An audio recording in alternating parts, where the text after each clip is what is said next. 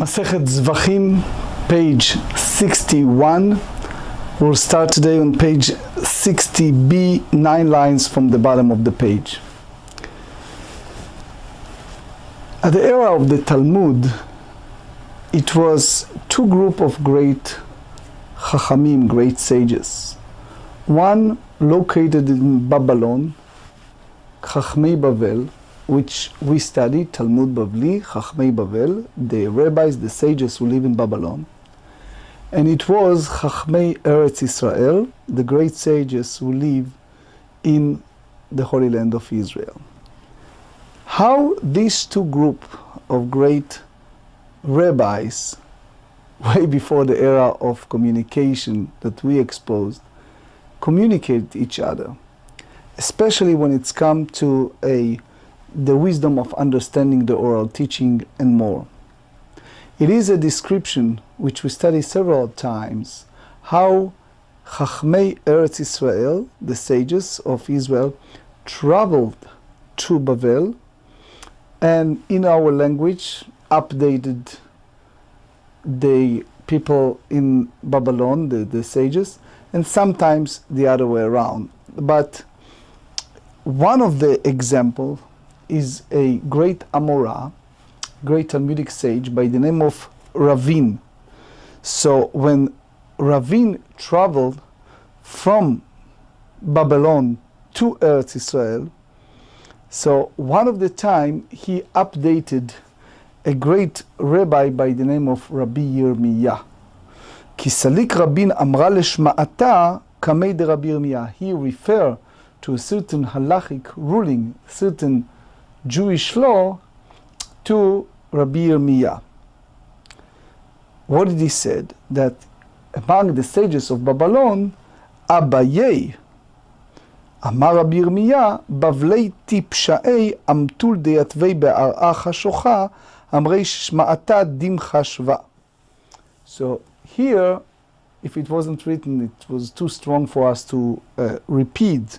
But here is description how the Ravin referred to Abaye, that he speaks about the way that they have shchitat korban, bringing the sacrificial offering at the time of the Holy Temple in Yerushalayim. So when they complete Simut Avodot, they do all the works involved, which we discussed in the past, Zrikat Adam, the sprinkling of the blood, and more. Before they have the chance, Lifnei shehispiku lechol basar, just before they have a chance to eat the meat, all of a sudden, nafal even upagam. There's something happened and caused the mizbeach, the altar, to be in a way blemished, in a way that it's have some scratches, etc. So as we learned yesterday, the owner, the be'alim, cannot eat that meat. And that's a chidush, that's a novelty, that's something new that Abaye brought. So when the great Israeli rabbi, Rabbi Yirmiyah, heard it from Rabin, he used a very strong language. He said, those people who live in Babylon, he said, they are foolish because they dwell in a dark land, they state halachot that are dim. So obviously, if you go by just literal sense, Rashi explained on Menachot, page 52, that Babylon was in the valley that was dark. The pasuk said, "Hoshivani b'machashakim kemeitei olam."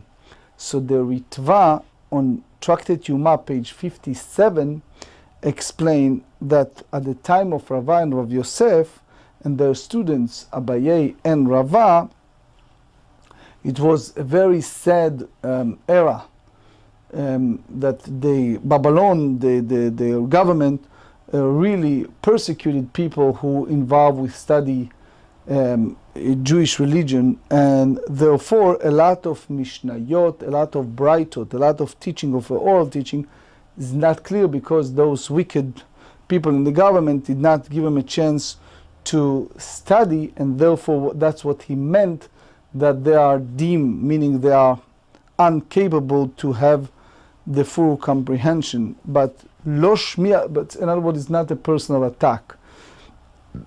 Lo shmi'a lehu hadetanya, did not ever they have an opportunity to learn these two important quotation brightot. That's what we learn. Bishat siluk masaot. When the Jewish people traveled, as you know, we all read in the Torah that it was at the time of the tabernacle, and we read it in Parshat Mas'eh as well as other places in the Torah, that they relocated constantly between one location to another. So when the Jewish people dismantled the tabernacle in order to depart on their journey in the wilderness, what happened is they each time dismantled the tabernacle, and therefore all this altar, it's not available, it's not. So Kodashim nifsalim. If you have any sacrificial food that was basically consecrated, it's disqualified from being consumed since the altar was not placed there. So it's important to know that the rule is you can eat Kodashim, meat of the consecrated altar, only when you have an altar in active one. If it's pagum, the Shita Mekubelet explain, if it's a deficiency for some reason, it's not. So the moment you don't have altar, there's nothing more than Pgimat Mizbeach, is nothing more, the Shita Mekubelet explain, that disqualified eating an offering. So they said, and even though the sanctity of the camp was still in effect, Zavim umetzoraim mishtalchim chutz lamchitza, which means it was those people who are ritually impure, like people who have a discharge, Zavim, and lepers, so they were sent out of the relevant partition. A Zav was sent out of the Levite camp, a leper sent out of the Israelite camp. As we learned several times, it was 3 camps. It was one was Machane Yisrael, the Israelite camp. That was according to each tribe, its own place. Second one was the Levite camp, that was the 2,000 cubits around the tabernacle. You read in the book of Bamidbar, chapter 2, verse 2 in Rashi. And then the higher is Machane Shechina, the divine providence camp, which is, that was around the tabernacle, lifnim min hachatzer mishkan, inside the tabernacle. So anyway, the point is that still you have the Zav that sent out to the Levite camp, leper sent out to the Israelite camp. V'tanya idach b'shnei mekomot kodashim ne'echalim, which means the 2 places, as long as the tabernacle was in its place, or any place that they move, they travel at the time of siluk masaot, at the time of traveling, so one could eat while the tabernacle was placed, and one could continue eating after the tabernacle has been disassembled and transported. What is that? My love. How do you reconcile the 2 brightot? So what's the question again, to make sure that we all understand? According to this Braita, we understand that Kodashim, a consecrated item, can be eaten, also can happen hypothetically when there is no altar. And that's basically contradicted to a previous Braita. So I want to add the point here from the one who invented the Daf Yomi, the late Maharam Shapira of Lublin, in his book Imrei Dat, Parashat Re'eh. So he asked, according to this view of Rabbi Yirmiyah, that the Kodashim Kalim, the lesser Kodashim, they are not disqualified. Enam nifsalim bepgimat hamizbeach. They're not disqualified when the altar is not fixed. So how do you explain the juxtaposition we learned yesterday between Bechor, firstborn, to the second tithe, and what exactly he meant by saying Bavlai Tipshai? So he bring a Gemarah in Tractate Ketubot, page 110b, that Rabbi Zera kamishtamet minei, the בעל המסק לארץ ישראל, שאמר כל העולה מבבל לארץ ישראל עובר בעשה, he said anyone who ascend or make aliyah from Babel to Eretz Israel, he is a violation of Aseh that Yirmiyahu Hanavi said in chapter 27 verse 22, Bavela yuv'u v'sham hayu ad yom pokdi otam neum Hashem. So ורב זרע הוא בכלי שרת כתיב, so he bring ירושלמי in Yuma, פרק ג' הלכה ו' ומגילה פרק ג' הלכה ה', that said that כלי שרת מ-200 קדושים מיד או בשעת התשמיש. So you have a big discussion, and the bottom line, he tried to say that that if someone ascend from Babel to Eretz Israel, he is over be'aseh, but not on the kli sharet. But anyway, my brother-in-law, in his book Daf al Daf, expand a lot on this sugya, and you're welcome to read the whole write-up of Maharam Shapira. By the way, my brother-in-law, one of his books, Rav David Mandelbaum, was the life of Maharam Shapira. Again, fascinating book, the one who invented Daf Yomi. Anyway, my love, ha bekodashei kodashim, ha bekodashim kalim. The first brighter dealing with what? With the most sacred order. So therefore, the brighter said that you cannot eat the meat when you don't have an altar. And the other brighter, the second one, they speak about the time of siluk masaot, therefore the less sanctity. So Abaye's statement that offerings of lesser sanctity may not be consumed if the altar is damaged is basically incorrect. There is a shita mekubetzet here that expand on that. How do you arrive from the word zebchim? Amar Ravina idi ve'idi bekodashim kalim. Ravina offer a total different reconciliation to this contradiction, and he said both this brighter and the other one referring to offering of lesser sanctity. Velo kashya, you don't have a issue of contradiction between the brighter because that is a Tanaic disputation. Page 61. The first brighter that said that you should not eat the lesser Kodashim,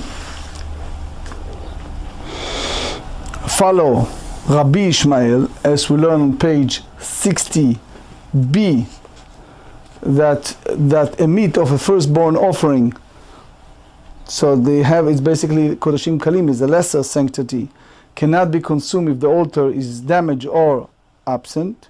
So therefore, is based on halakha that we learn the idea of the firstborn, the blood of the firstborn, and the second brighter that said that the lesser kodashim can be eaten in both places, even time of the siluk masaot, and either the time that the altar is not in his location, his place, for what Rabbanan, our sages, that disputed Rabbi Ishmael and hold that you cannot learn from basar to dam, and according to them, even eating the firstborn is not dependent upon the altar. That's the way the Shita Mekubetzet explain. So according to their view, you cannot ask from this brighter to what Abaye hold that you cannot eat for lesser kodashim when the mizbeach is pagum, is not in the perfect condition, because Abaye hold, as the first brighter hold, that follow the view of Rabbi Ishmael. That's the way Rabbi Shita Mekubetzet explain. Ve'ibai teima, and if you wish, there is a different resolution to these two brightot. Ha ve'a, both brightot hold bekodashei kodashim, the most sacred offering. So therefore you ask what is a contradiction. So the truth is, even the second brighter agreed that you do not eat consecrated item when you do not have an altar. Umay, what the Tana meant that this consecrated item bishnei mekomot, they can the food may be consumed in two locations. It applied to what? קודם שיעמידו לוויים את המשכן. When the Israelites arrived in a new camp, which is much before the Levites, erect the tabernacle, which means that the time that the tabernacle and all its utensils standing there the way it is. That's the way Rashi explained. You have here Tosfot, long one, but we just go by the basic understanding. Page 61b, ולאחר שיפרקו הלוויים את המשכן.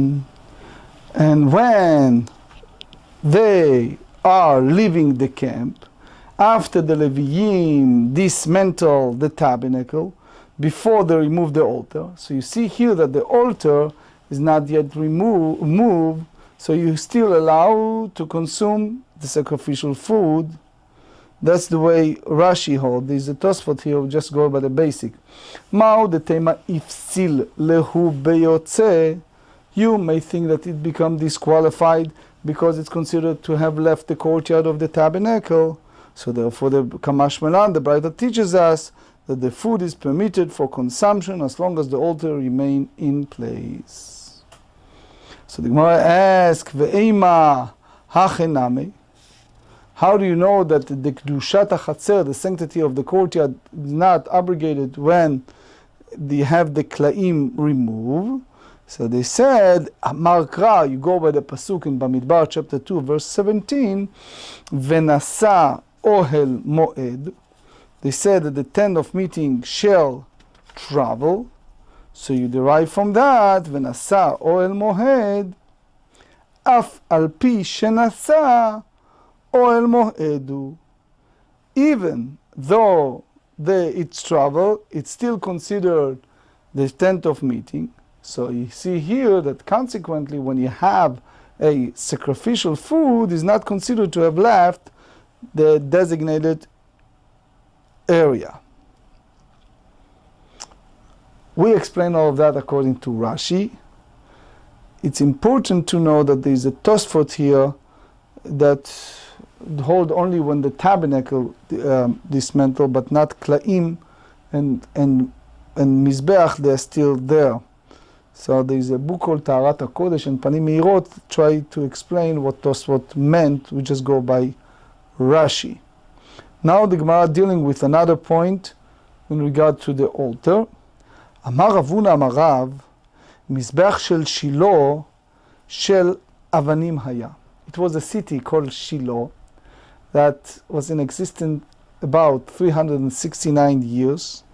One of the time, Rashi explained, between the time of the wilderness, time of the Jewish people in the desert, to the time of the first Beit HaMikdash, that was the time that Shiloh, the city, was existent. Now, Rav Huna teaches us that that altar was made out of stone, and therefore, unlike the altar of Moses that was made out of wood and covered with a copper, based on Shmot 27. So if you go by the book of Yehoshua, chapter 18, you see that after the Jewish people finished conquering Eretz Israel and divided among the tribe, Yehoshua, along with the rest of the nation, established the tabernacle of God in Shiloh, and it remained there until the ark was taken from there during the time that it was a war Plishtim, in the time of the Kohen Gadol Eli Be'ain. You see it in chapter 4 in the book of Shmuel. The Mishnah on page 112b teaches that this structure was not like the tabernacle in the wilderness, but rather was permanent structure built on stone and covered with curtains. So here he said that the altar of Shiloh was fashioned with stone, and that's basically unlike the portable altar constructed at the time of Moshe Rabbeinu, which was fashioned from copper, from Nechoshet.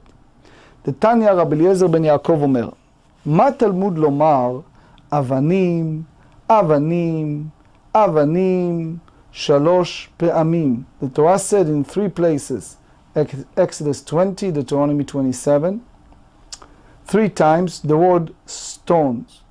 Why they need to say it 3 times? In Gilgal, in Shiloh, and Nove Givon, and Yerushalayim. That was the places that they have the altar in Eretz Israel. So that's on page 112b. But all these 4 eras, again, Gilgal, Shiloh, Nov Givon, and Yerushalayim, it was only the time of Shiloh and Yerushalayim that the Mikdash have the din of Bayit or Mishkan. Because the time of Gilgal and Nov Givon, it only din of Bama Gdolah.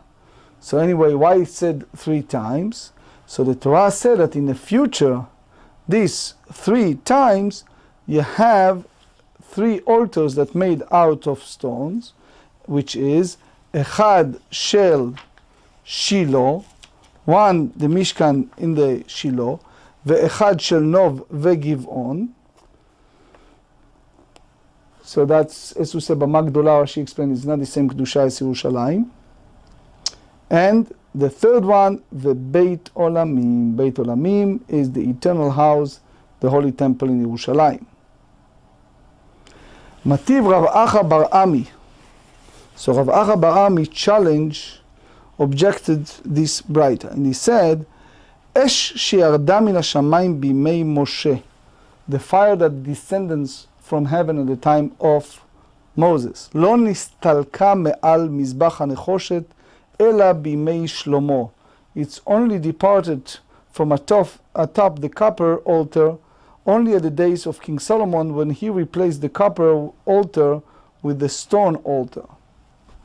So that's what the Torah said in the book of Vayikra, chapter 9, verse 27. At the time of the inauguration in the desert of the tabernacle, it was a fire that came from heaven and consumed the offering. And it was constant fire until the time of Solomon. So ואש ירדה בימי שלמה לא נסתלקה עד שבא מנשה וסילקה. And the fire that was in the time of King Solomon did not departed until Menashe came and he caused it to remove by destroying the altar. You see that in the book of Kings, 2nd book of Kings, chapter 21, how the wicked Menashe have altar for idol worshipping in the entire land. He put a tzelem, a pesel in the sanctuary, the idol, and he did a lot of abomination. So he basically destroyed those altars in the Beit HaMikdash, and therefore he caused the fire to depart from the temple. V'im ita me'ikarau di istalek lei. If you tell me that happened, that departed from the copper altar earlier, when the stone altar in Shiloh replaced the copper altar of Moshe Rabbeinu, which was many years before the time of King Solomon. So that's basically, he said, who, meaning Rav Huna, the Amar, that he hold that altar in Shiloh was made out of stone, ke Rabbi Natan. He hold, as Rabbi Natan, Tanya Rabbi Natan Omer, מזבח של שילה של נחושת היה חלול ומלא אבנים. He said the altar in Shiloh was fashioned in copper, it was hollow and full of stones. So the Gemarah responds that there is another Tana that holds the same as he. Who the Amar, Rav Huna said that the altar in Shiloh was made out of stone. כרבי נתן דתניא, רבי נתן אומר מזבח של שילה של נחושת היה Chalul umale avanim. He said that altar in Shiloh was fashioned of copper and it was hollow and full of stones. So it means, according to this view, that they switch in Shiloh the altar, the copper altar of Moshe Rabbeinu, to the altar, another altar of copper that is filled with stones, and that's the way apparently. If you examine the text in the Shemot chapter 20 verse 21, they said Mizbach Adama. They fill up with the Adama the time that they have it. And Shiloh, it was the stones. Anyway, it's a discussion. You see Malbim, you see other Mefarshim that deal with the difference between Chok Natan others for the met. Anyway, Rav Nachman bar Yitzchak amar, "Mai lo nistalka levatala," which means it was not, in a sense, nullified, impermanent. So it's not total, but it's in part. You have part of the copper altar from the era of Shiloh until the time of King Solomon. So now the Gemarah brings two views how that fire was appear on the copper altar. And again, in a way, it's kind of frightening to see how the divine providence was apparently apparent. Maihi, how exactly it happened? Rabbanan Amrei Shviva Hava Meshadra. The sages say that the fire on the copper altar will emit sparks to the stone altar when the Kohanim will sacrifice offering on the stone altar.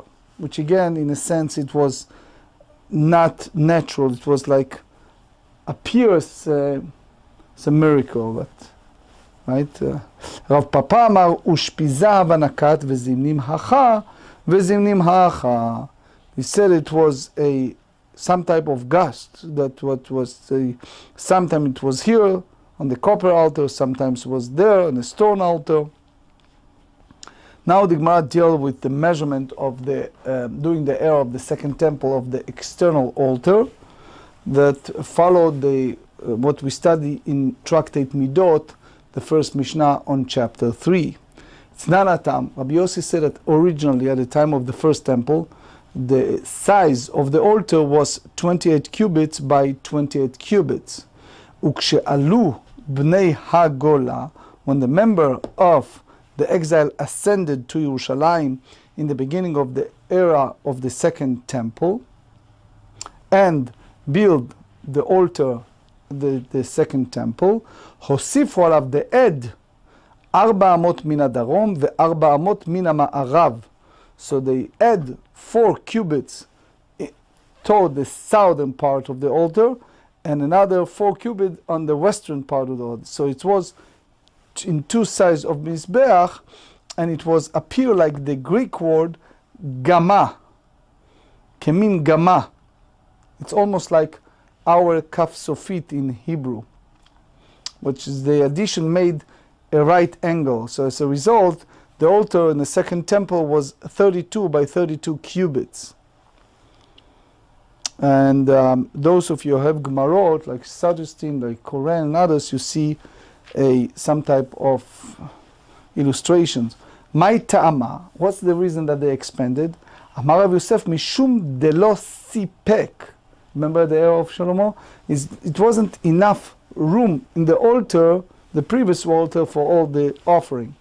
Amar le Abaye challenged Rav Yosef and he said, Hashta mikdash rishon, since we found the first temple. Dechtiv Bey, the text said that the people live at that time. They said in the first book of Malachim, chapter 4, verse 20, Yehuda v'Yisrael rabim kachol asher asfat hayam larov. Baruch Hashem ken yirbu. They said that at that time, Judah and Israel were many as the sand is by the sea. So the altar was sufficient. How could be that the second temple era, which was written, the whole Dichtiv Bey, Mikdashin Dichtiv Bey in Ezra chapter 2 and Nehemiah chapter 7, Kol HaKa'al Ke'echad Arba Ribo Lo Sipek.